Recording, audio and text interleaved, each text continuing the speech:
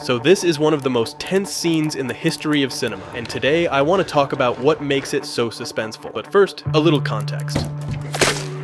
The scene takes place halfway through the movie, and it's the second time Moss and Anton Chigurh cross paths, since before this we had a failed encounter in another motel where Moss managed to get away first. But actually, it all begins earlier. I need you to step out of the cars. In the way both characters are introduced, because it already hints at how their stories will end. First, we see Anton stopping on the road to this poor guy. Will you hold still, please? Doing what he does best. But what's interesting here is how he does it, treating the man like cattle. And right after that, we cut to Moss hunting, in the sequence that sets everything in motion, because it's where he finds the money. But what's curious is that his very first line is the exact same. Hold still. Only this time, his hunt ends differently, with a not-so-efficient shot, and that tells us everything. First, that to Anton, humans are what pronghorns are to Moss, just prey to hunt. And while Moss shoots but doesn't finish the job, Anton does it without hesitation. But that contrast not only defines their characters, it predicts how their encounter will end, because by the end of the scene, we see Anton tracking Moss exactly as Moss tracked the pronghorn, following the trail, until Moss fights back. And when Anton gets wounded, their roles switch. Moss becomes the hunter, to the point where they even trade places visually, but instead of moving forward, stepping into the darkness to face what's ahead while Anton is hurt and defenseless, Moss chooses to run. Maybe because while Anton sees himself as fate's messenger, You know how this is gonna turn out, don't you? Moss still believes he can escape his own, and that decision changes everything for him. And this idea of a hunter following his prey runs throughout the entire film, with Anton constantly retracing Moss's steps. I'm looking for Llewellyn Moss. We can see it all throughout the moments leading up to Anton's arrival at the first motel, first at the shootout site, then at his house. And every time they get closer, the Coens draw visual parallels between the two. For example, the shot of Moss arriving at the hotel is almost identical to the one of Anton arriving later, and the same thing happens at the reception desk, which is a great way to give you the constant feeling that Anton is right on his heels. And that idea is pushed to the extreme when we cut from Moss pulling his suitcase out of the hiding spot in his room to Anton studying his own room, maybe even rehearsing in his head how it's going to be when he finally walks into Moss's room. And that's why, when he steps into the hallway, it feels like they couldn't be any closer, and that we're about to get the big confrontation, especially because the Coens use parallel editing to create that feeling. But that's not how it plays out. Anton enters another room and ends up running into a gang that's also after Moss, which gives Moss just enough time to slip away. And in a way, this scene feels like the payoff, the moment where they finally cross paths again. But what's interesting is that here, the Coens do the opposite. If before they used parallel editing to create a sense of closeness, now they play with uncertainty, because throughout the whole film, we've had access to an omniscient narration where we also know what Anton is doing, and our brain has grown used to that. But here, to create a deeper sense of vulnerability and heighten the tension, they take that away and leave us only with Moss and his perspective. And that's why the scene almost feels like a horror sequence, because from his point of view, it is. And that's what I want to focus on now, how this scene uses all those elements to create a moment of pure, absolute suspense. But before we get into the video, I want to tell you a bit about the process behind it, because if you're anything like me and work a lot online, you've probably had that happen too. One moment everything's fine, and then you lose track of the window you need. So you start jumping from one to another, wondering where it went, trying to find the right one. And suddenly, your whole workflow starts to feel outdated, like something from another time. And you end up thinking, this should be so much easier. And fortunately, now it is, thanks to Opera, a browser designed to make life easier and your online experience more productive. For instance, with just Ctrl+/, you can pull up Aria, Opera's built-in AI tool, and ask it anything, from finding info to grouping your tabs into tab islands you can expand or collapse whenever you feel like it. And the cool part is, Aria actually adapts to whatever you need, like writing mode, because while I'm typing, I can just open the command bar, hit tab twice, and I can instantly get variations, grammar fixes, or quick rewrites of the line I just wrote, which is a huge time saver for things like emails or video descriptions. Another thing I love is that Opera's a browser you don't have to adapt to. It adapts to you. For example, if I'm sketching notes for a storyboard, I don't even need a notebook. I can just use the split screen feature and keep my notes open right next to my reference tabs. You just drag one tab down, and that's it. No need for multiple browser windows. And honestly, it's one of those features you end up using way more often than you'd expect. And building on that modular logic, there's also the video pop-out feature. I've mentioned this before, but I'm actually in love with it. Because as someone who spends so much time editing, having a video floating on my screen that I can pause anytime while still working freely in other windows is a total game changer. But instead of me just telling you about it, the best way is to try it yourself. You can download Opera for free with the link in the description. Huge thanks to Opera for sponsoring this video. Now back to the video. I need to know what I stand to win. Everything. How's that? You stand to win everything, call it. Okay, so before talking about how the film builds suspense, I think it's important to understand what suspense actually is. In that sense, I want to focus on a key idea from Noel Carroll's essay Toward a Theory of Film Suspense, where he explains that suspense arises when a scene poses a clear narrative question with two opposing possible outcomes. In this case, the question is, will Moss make it out alive, or will Anton get to him first? But let's see how this applies to the scene, which begins with the camera slowly pushing in on him, suggesting that something's going on in his head, which is then confirmed by the line, "There just ain't no way." At that point, as viewers, we still don't really know what he's referring to, but just seconds earlier, we saw him looking out the window, already suggesting that he's wondering whether he's still being followed. This would be the first of Carroll's functions applied to the scene, the establishing function, which basically introduces the space and Moss's vulnerability. What's interesting is that it mirrors an earlier moment in the film, where the camera also pushes in, with exactly the same shot length and a similar framing, suggesting an inner conflict and stopping once a decision is made. All right. What are you doing, baby? And again, it's a fundamental choice. Something I forgot to do, but I'll be back. He decides to go back to the site of the shootout, which is what allows the Mexican gang to find him, forcing him to flee and abandon his truck, which is the truck Chigurh later identifies, Now someone's gonna be calling in the vehicle number on the inspection plate of my truck. and it sets off the entire chase that follows. Anyway, the point here is that this time his inner reflection leads him to search for the tracker hidden in the suitcase, which makes us infer that he's been wondering how they found him in the previous hotel. And when he finally finds it, there's that subtle camera push-in, now on both the tracker and Moss himself. This would be the second function, the questioning one. In this case, the emphasis on the active, blinking tracker makes us wonder whether Anton is coming for him. And the moment we see that new realization on Moss's face, with a new camera push-in similar to the one at the beginning of the scene, we hear this sound. It's the sound of Anton's weapon, by now impossible to mistake, partly because the sound design has made it as distinctive as possible, followed by the sound of something, or someone, hitting the floor. Which basically confirms that, yes, Anton is here. That's what brings us to the third step, the answering function, because once the threat appears, the scene gives us an answer to the first question while planting a new one underneath, the main one driving the entire scene. Will Moss survive Anton? Then, we cut to this shot, which might look tight, but it's actually the widest one in the entire scene. And more than anything, it pulls us out of Moss's subjectivity and drops us into the present, into the real danger. But it also makes us realize just how small this room really is, since unlike the other motels we've seen, shot from different angles, here we only get this one view, and that's what makes it so oppressive. A flat image with no depth trapping the character against the frame. After that, the camera goes back to the tracker, this time emphasizing it with a camera move. What I find interesting here is that the film often makes use of overhead shots, like this one. It's a strange angle, but I like that the first time we see it is in this moment. And in a way, it feels like a kind of God's point of view, which works perfectly with the film's themes of fate and chance, as if the characters are being observed by something larger than them, an impersonal force they can't control.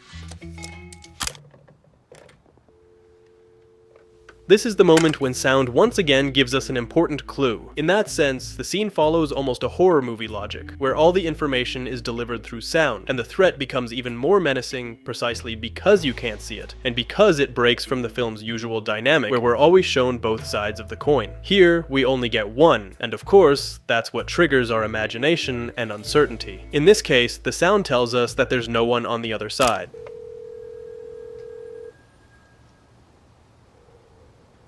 which matters because of this scene we saw just a few minutes earlier. Just call me if anyone else checks in tonight. It's at that moment that the Coens, for the first time, emphasize the door.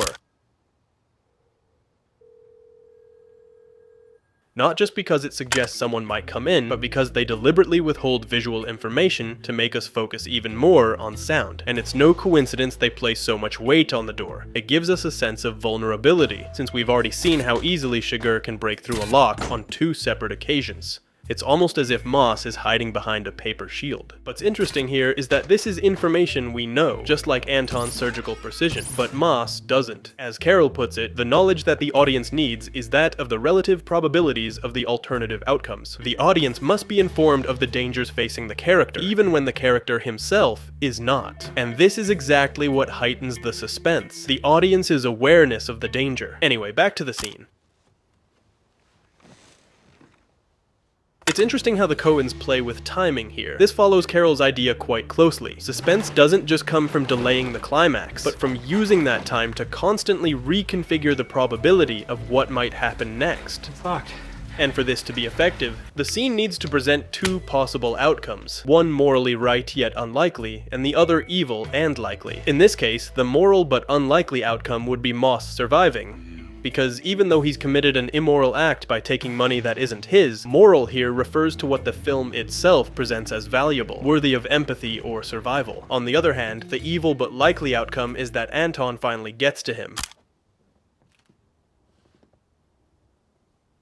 And the game of this scene is that everything leading up to this moment has been designed to make that outcome feel inevitable. And in order for the sequence to really work, it needs to reach the 4th step, the sustaining function, where the question that's been raised isn't answered yet. Instead, new elements are introduced to amplify the possible outcomes. And what separates an effective suspense scene from a more predictable one, like in a slasher where you already know the person running away won't make it, is that these elements are introduced in both directions. And if, up to this point, everything has been tilted in Anton's favor, the probability now starts to shift slightly as Moss grabs his gun or turns off the light.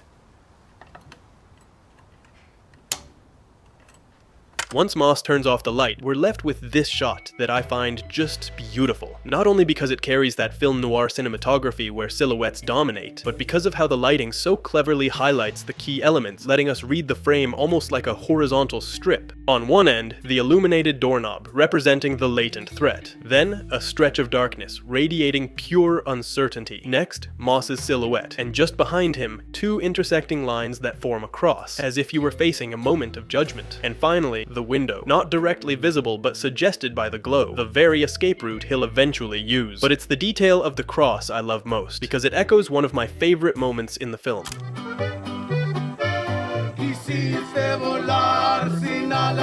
Here, Moss lies on the ground and the camera frames him with a dolly pulling back, angled from above down the staircase, as if you were literally descending, a visual metaphor for his moral collapse.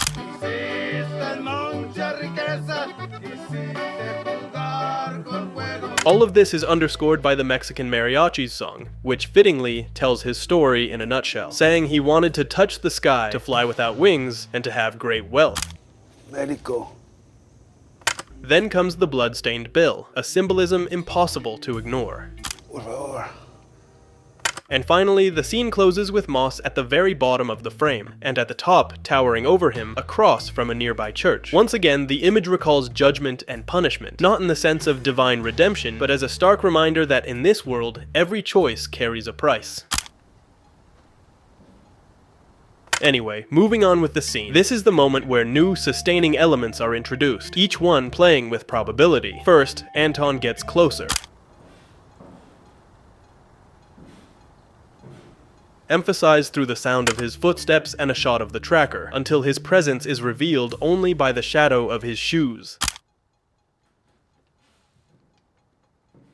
Which is a brilliant detail since the film constantly uses his footsteps as a recurring motif, almost as if he were an unstoppable force that only knows how to move forward until he reaches you. But again, this raises the probability of evil triumphing. Then we see Moss releasing the safety on his gun, which shifts the odds slightly back in his favor, until finally, Anton turns off the light, and I love that detail because it literally turns into a game of cat and mouse. Only this time, it shows us that Anton has probably already outplayed Moss on a strategic level, and we know that in a physical confrontation, defeating him would be nearly impossible, based on what we've seen him do before. And to convey this almost chess-like confrontation, if you pay attention to the shot durations, the shots from inside, Moss's shots last almost exactly the same as the ones facing the door, which belong to Anton. And this creates a rhythm that builds tension and anticipation, until the moment when Anton's action breaks that rhythm, first with a slightly longer shot of Moss as the camera moves in toward his face. Once again, every new realization, which is practically every new stage of the scene, is marked by one of these push-ins, and then with an even longer POV shot toward the doorknob, which, though Moss doesn't know it, we do. It's about to explode.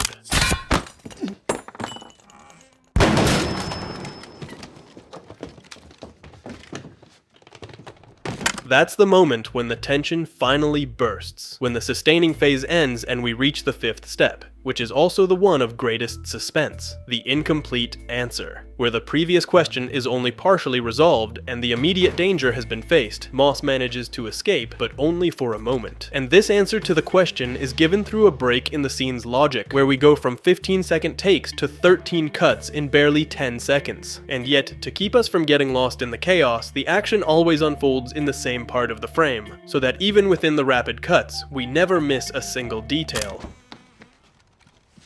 And it all culminates with Anton's silhouette, visible for just a few seconds, the first time we actually see him in the scene. And throughout the following chase, we'll see several moments that play with this idea of Anton as a shadowy, almost inhuman presence. Sometimes it's shown indirectly, through Moss's POV shots inside the hotel that give us clues about what just happened, and other times through visual devices that reduce Anton once again to a threatening silhouette, whether it's backlit or seen in reflection. What's great is that after 12 minutes of being an off-screen threat, the Coens finally decide to show him, and at a moment that's anything but random. Right when Moss shoots and seemingly neutralizes the danger.